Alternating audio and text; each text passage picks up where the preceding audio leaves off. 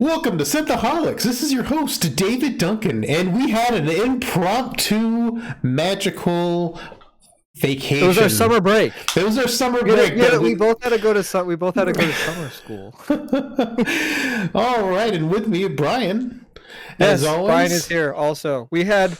I don't know. We we couldn't podcast one week, then the next week we couldn't, and then I couldn't, and now we're back. It wasn't planned, but it just turned out that it's life happens, and here we are. It was a catastrophic we can't do it this week, and then it's like wait, then my plans changed. I can do it this week, yeah, and then I had already made plans, and it's like okay, just we did an impromptu summer break. Sorry about the break.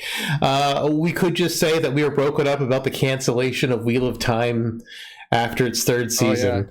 We just talked about that last time on the show. I mean, just as in weeks ago, but we were just so broken up about that we had to take a break. I was crying for sure. I mean, to be fair, David, we both saw this coming. I think this was probably going to happen. Yeah. It just sucks that as soon as the show started to hit its stride, and we both recognized that, and fans of the show that people that became fans of the show started to see it's finally hitting its foot, and now. I just don't understand why they dumped so much money into it season 3, because it's a huge visual overhaul from the first 2 seasons, and then they cancel it. It's just then why did you... They were just throwing money at stuff. Who knows? Maybe it was a tax write-off. I don't know. We'll never know. I wish they would cancel Rings of Power instead. That would have been a much... I agree, but Rings of Power is probably getting 7 or 8 times the viewers that... Maybe if they only had one fantasy show on, maybe they would have gotten more views. I don't know. Anyway.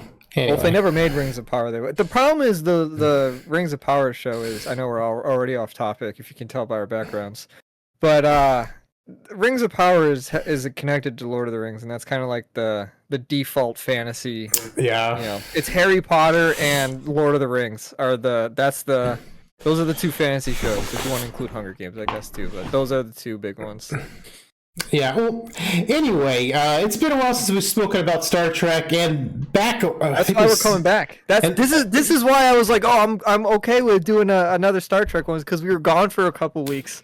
So I thought, we can go back and we'll do another Star Trek thing since we took a couple weeks off. That was the plan, David, and here we are talking about First Contact. First Contact, yeah. So part of the reason I wanted to push Brian to seeing this film in particular was because I can't remember if it was season 2 or 3 of Lower Decks.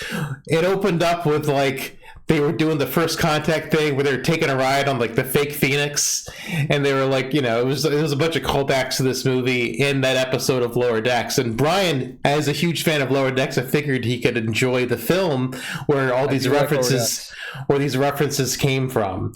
And this is the only next gen movie that I think is actually good. All of the other ones were pretty bad on the scale of moviedom. So Brian, what is your take on this film? What would you give this? What would you rate this film as a film? So David, we talked about we had 1-2 texts between us about this before podcasting, and one of them was the Star Trek 4 with the whales, right? It's 4. That's with the whales. Star Trek 4 with the whale, the Voyage Home. So yes. I watched this film with my wife, and she said it was okay, but I like the one with the whales best. And I'm like, that's fair. 4 and 6 are my personal favorites. They are tied, and First Contact's underneath them. And I would like to agree with her. I also like the whale one more than this one. With this one, I'm hovering around a 7-ish. It's similar to the whale one. I like that we just call it the whale one. It's similar to the whale one. The Voyage Home. Yeah, Voyage Home. I'll never remember that, but Voyage Home. It's similar to that in terms of quality and story and all that.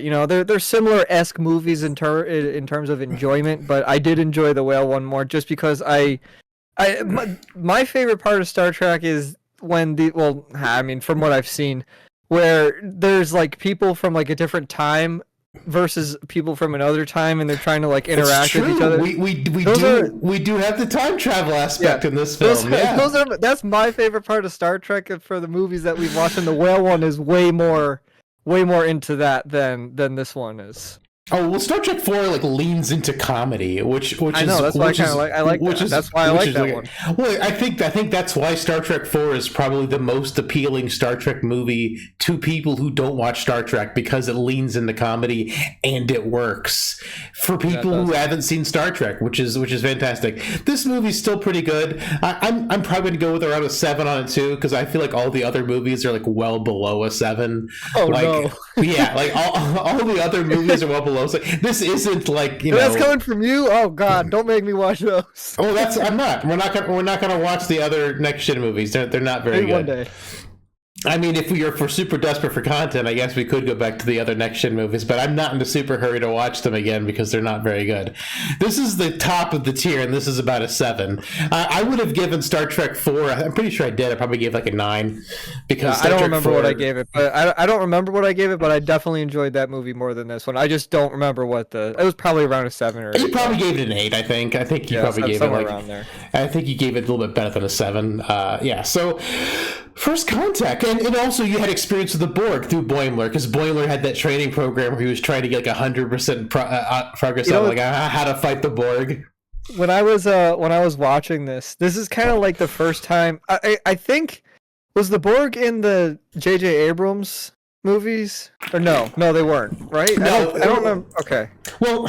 Yes and no. The Borg were not. For me, I wouldn't have recognized it. We're not in it. But the Narada in Star Trek 2009 was a Romulan ship augmented with Borg technology. They didn't say it in the movie. It's just like if you read the comics and other stuff that leading up to it, they're like, oh yeah, it's a Borg. They did Borg technology to it, and it's like.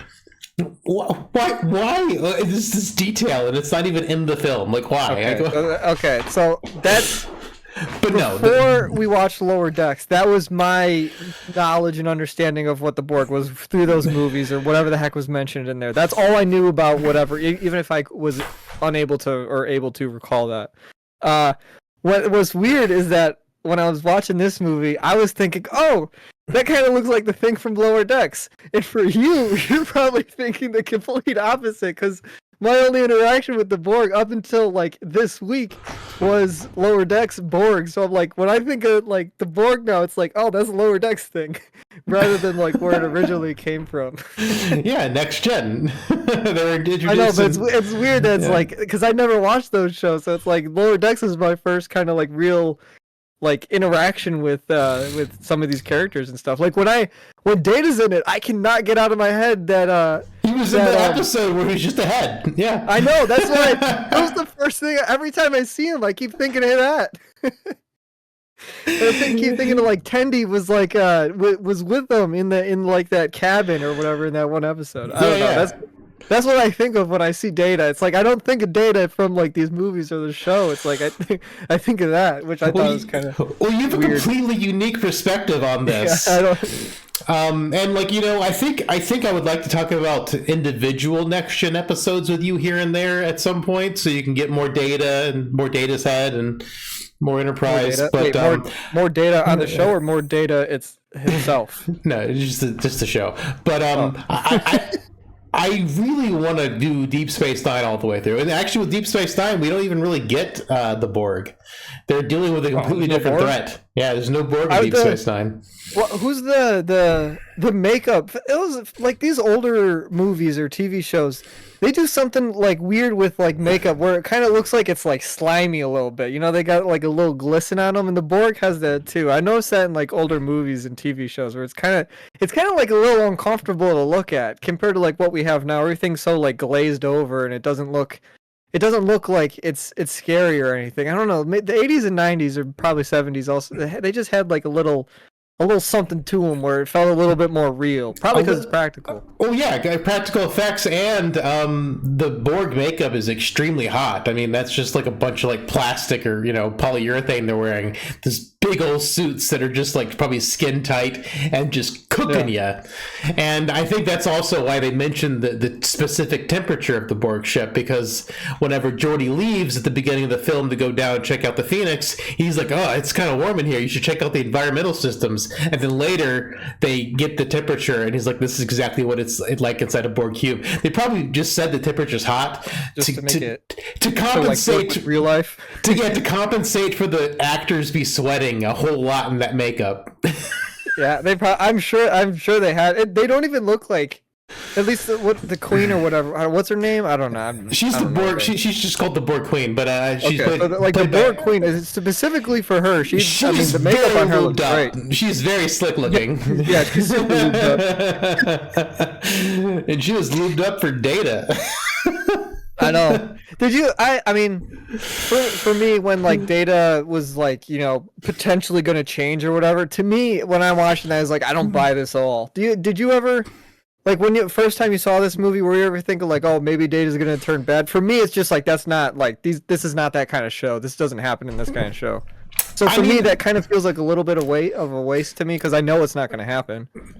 Well, you should definitely check out Red Letter Media's take out of this movie, where they're like what's going on? Why is Data effing with Picard and with the Borg Queen at the same time? He's playing with both their heads at the same time. Like, why would he do that? Like, it doesn't make any sense. It's just for tension with the audience. But yeah, it's completely unbelievable. Okay. The thing I remember when I watched this movie the first time was that they got on escape pods and the escape pods left the ship. That was like, I think, the first time we'd ever seen like practical escape pods like leave the ship, and it's just like, holy crap! The movie. This movie. I mean, they might have showed it in Voyager at some point, but I'm not sure if Voyager showed the escape pods before or after this segment. I don't remember chronologically like when happened, but it was one of the first times we ever saw escape pods like leave a ship, and the movie was almost over. You knew the movie was almost over at this point. It's like, holy crap, how are they going to recover from this?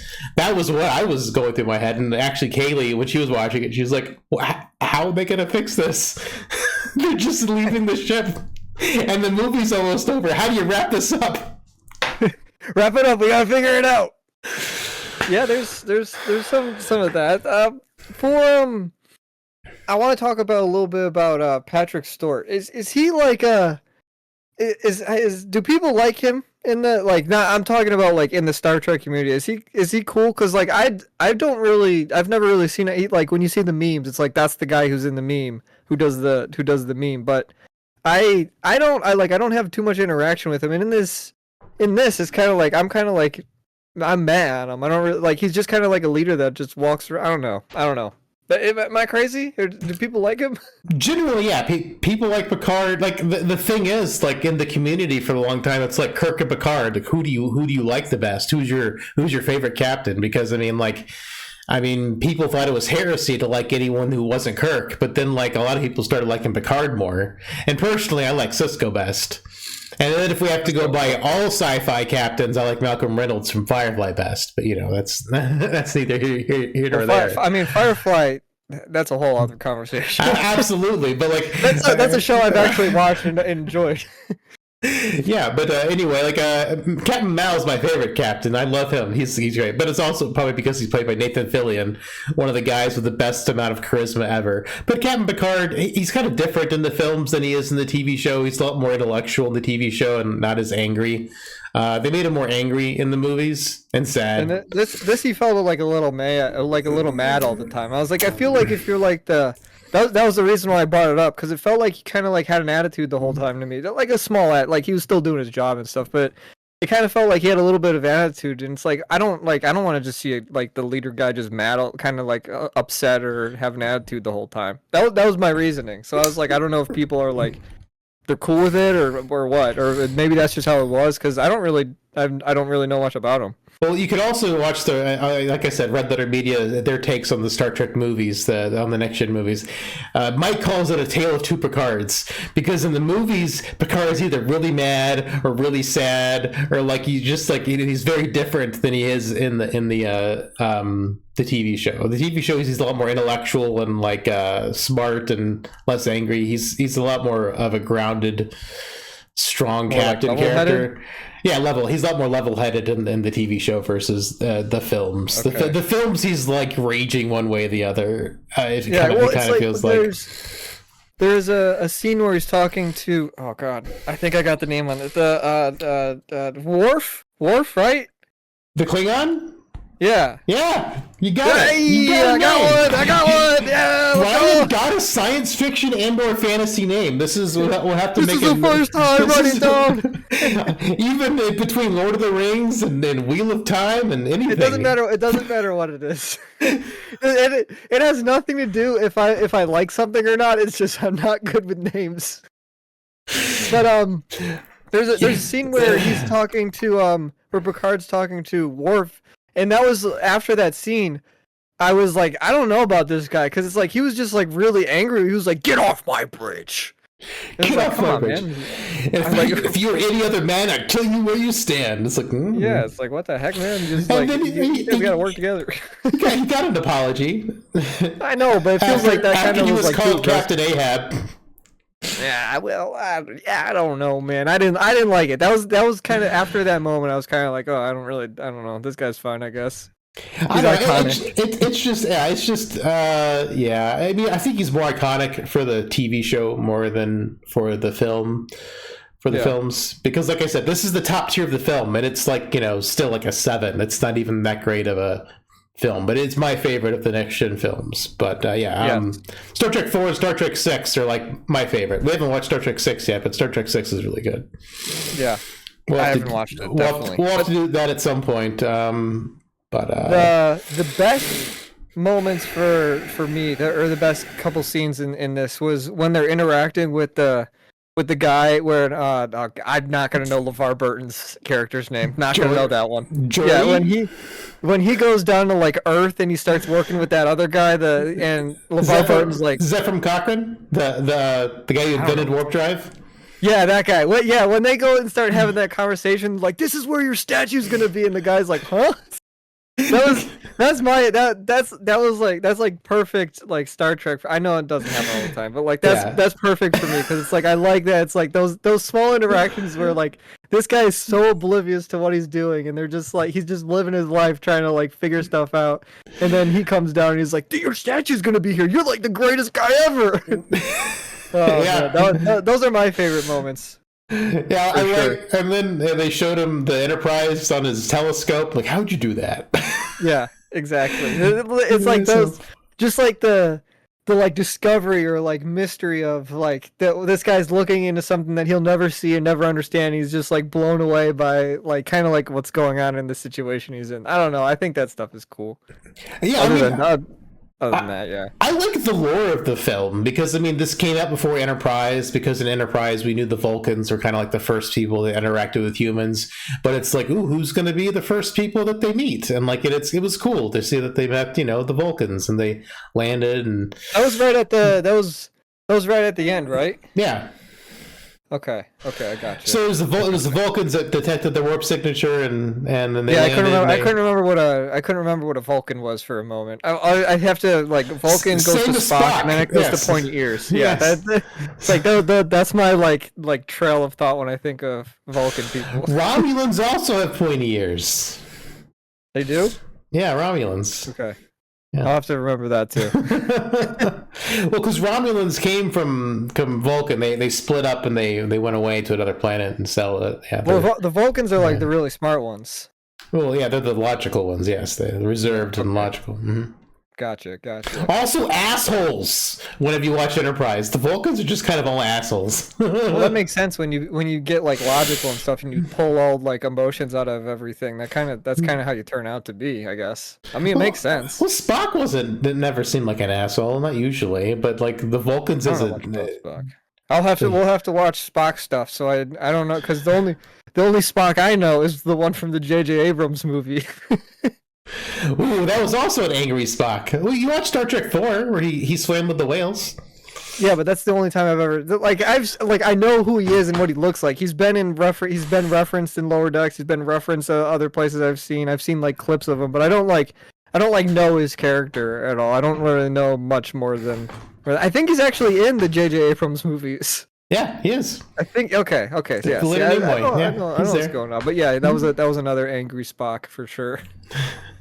Another angry Spock was Amanda Waller. Was that black lady Amanda Waller? Maybe. I don't She remember her looked name. like I didn't look it up because I forgot. But it's like the black lady that ends up having the conversations and hanging out with Lily, Picard. yeah. See, Yeah. my biggest problem with the film is that they brought Worf in on the Defiant, right? But nobody else from Deep Space Nine was on the Defiant. That makes me so mad. They should have had at least Kira and maybe Dax if they weren't going to bring in Cisco. Just because you just want them there, or? Well, yeah. I mean, they should have had Kira at least. Like, they didn't need Lily. Kira could have been the Lily character because Kira isn't part of Starfleet. She could have gotten in Picard's face as much as, or maybe even more than Lily, because she's not Starfleet. She works for the Bajoran militia, and she's just the Bajoran liaison on Deep Space Nine. But she also gets sent around on the ship, so she should have been with Worf. So a couple people could have been from Deep Space Nine. It could have been a really good crossover film, but they just put Worf on the Defiant so they could have Worf show up on the show. Want to? Do we know why, or that was just the choice that they made? I mean, I just don't think they wanted to do a crossover film, but it was a next gen movie, so we got to get Worf there. But Worf's on Deep Space Nine. How do we get Worf there? We put Worf on the Defiant, and we ignore everyone else. I mean, they should have put O'Brien on there too. Get O'Brien, because O'Brien was originally Next Gen before he moved to Deep Space Nine. There's a couple of things that just kind of a little bit bothered me about this film. Like in hindsight, I just really wish they could have done such great stuff. They're very deep rooted problems. It's like I'm watching the movie and I'm like, I either like or not like this. You're like, for this reason, this person should be here because Lord Sensen needs to go over here. You're so much. You completely lost me on what's going on here. I don't know what is Defiant. What's Defiant. that? That's the ship that Worf was on at the beginning of the movie when they were fighting the Borg cube. Okay, I know what you're talking about. Worf's like, perhaps today is a good day to die. Go ramming speed, and then the Enterprise flies in and they beat everyone off the Defiant. Yeah, that's the ship. That's what it's called, the Defiant. Okay, because as soon as you said Defiant, I'm like, what is going on? But see, that's the ship Worf is on. In Deep Space Nine, they introduced the Defiant in season 3, and they introduced Worf in season 4. Okay. I may have that backwards, but anyway, we'll get there. We haven't moved on to season 2 of Deep Space Nine yet, but we'll get there.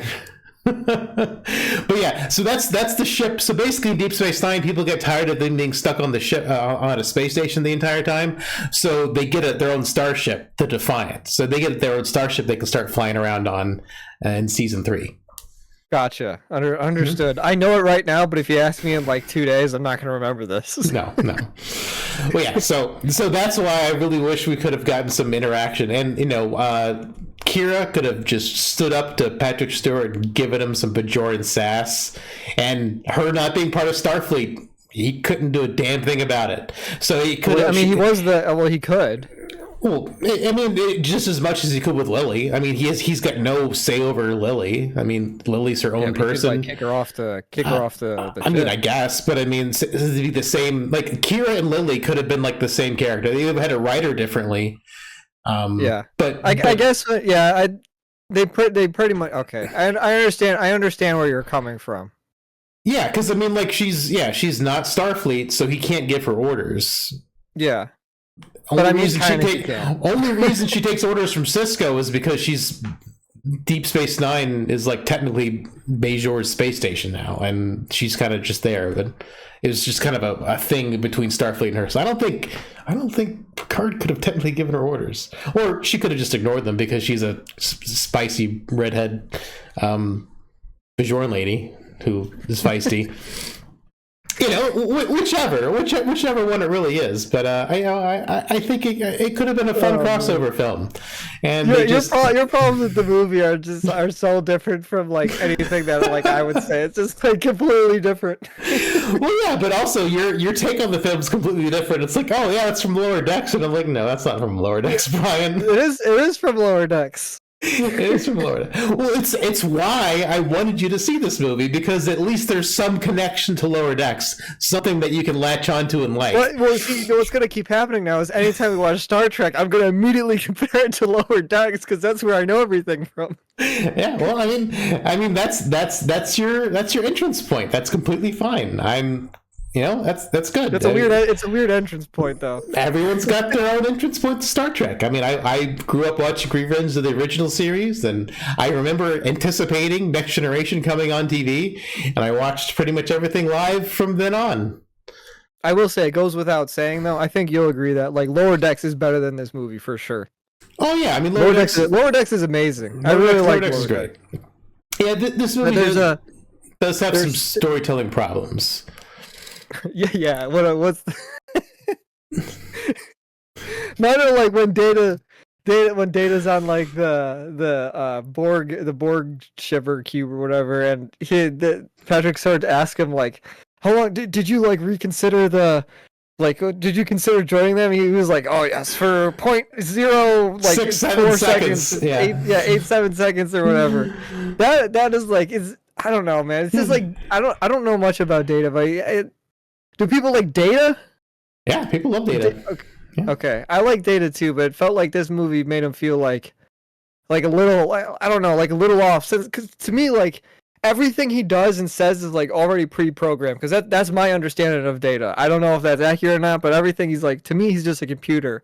So it's like anything that like everything he says and does is already like he's already like it's already been accounted for. So like when he like has like a rational decision or a decision he has to make, I feel like it doesn't matter because we already know the decision he's gonna make, type of thing. Well, I mean, like he's a good guy. He's got his own autonomy, but he's also like the blending of like 6 or 7 different scientists, like all kind of crammed into his head.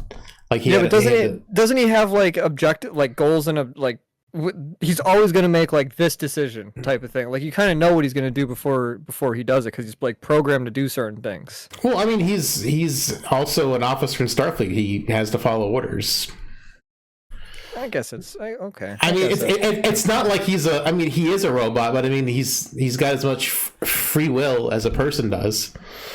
Does he though? So he doesn't have any like the prime directive or anything?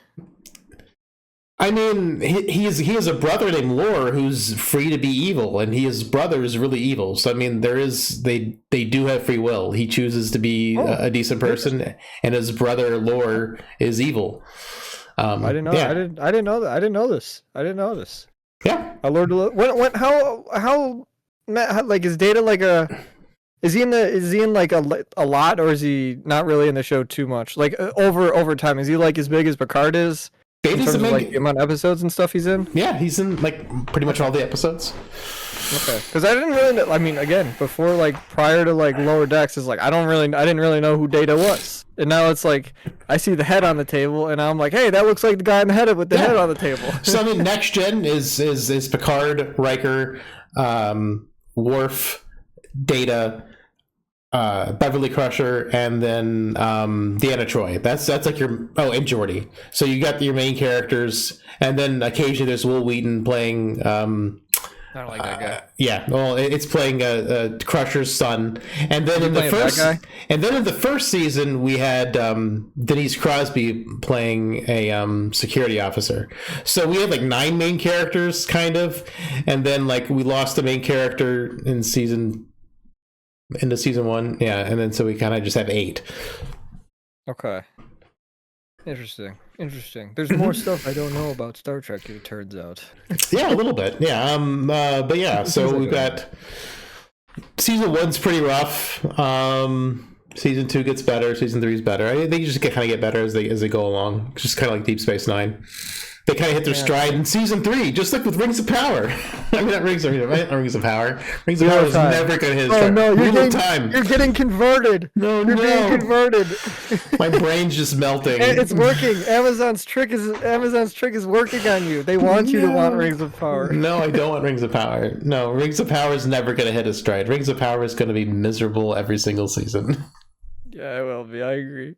So the one thing that is cool about this movie is there are there's a couple like viral scenes that happen throughout Star Trek. I'm sure that everybody, if you see them, you'll know them. Type of things where it's like, there's memes. There's a couple videos that or a couple short like scenes have gone viral on like YouTube for like the content that's in those scenes or whatever. There's a scene in this movie that I've seen. Remember when I texted you and was like, I think I've seen this before. Oh yeah, it's because there was a couple scenes in this movie where it's like they've broken out of Star Trek and have just kind of become their own thing. Part of one of those scenes. A lot of Star Trek breaks out into regular pop culture. Yeah, it does. And then one of the scenes in this one where it did that for me, where I immediately noticed was when Picard is talking about like the window to the black lady, and she's like, oh wow, how's that work? And he's like, oh no, it's not a window, it's a force field. It's a force field type of thing. That I've seen that I've seen that scene before, and there's a couple other things like with the Borg Queen where it's like I've seen some stuff of this before, or Picard at the beginning of the movie when he's like full Borged up or whatever. It's like I've seen stuff like that before. Those are some of my favorite shots in the entire film. Like the beginning, right at the beginning where he's like he's in the Borg ship, and then the camera just does the giant line pull out, where it's just like it gets smaller and smaller and smaller. And it's just such an incredible shot. I wonder how long it took to do that shot. I feel like it had to take a while because it's like all this. They didn't have anything that they got now. These aren't in 3D environments where you can just like zoom out on your own type of thing. Would they have like paintings and stuff?